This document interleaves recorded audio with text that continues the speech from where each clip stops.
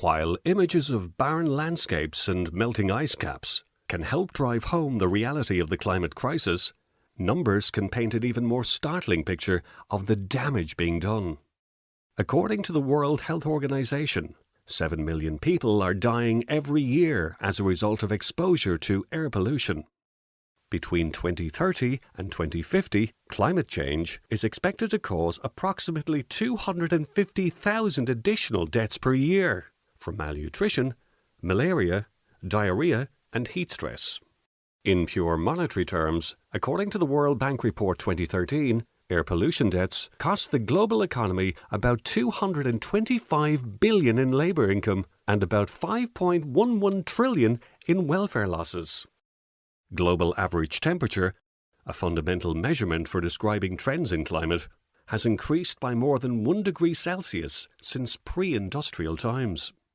Coinciding with increases in temperature, the amount of carbon dioxide in the atmosphere has been increasing. In fact, it has risen as much since 1980 as it did in the previous 300 years, and it continues to rise. It is now widely accepted that human activities, in particular burning fossil fuels, are responsible for these alarming trends. And so, given the nature of the work involved, it's not surprising that the construction industry is a major contributor to carbon emissions and energy consumption. Well over 1/3 of the total in both cases. This impact arises from a combination of the construction work itself, the materials used, and the subsequent use of the buildings.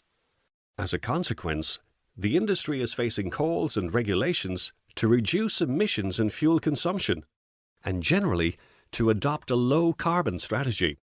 One such call arises from the Paris Agreement, which was adopted by 196 parties and aims to limit global warming to below 2 degrees Celsius compared to pre-industrial levels.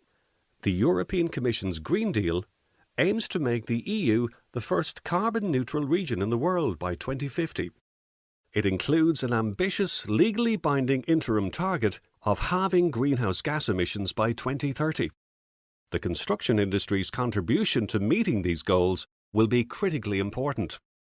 Its efforts will be led by building designers, architects, and the specifier community at large. And sustainably sourced timber is poised to be at the heart of carbon reduction strategies as these goals are pursued.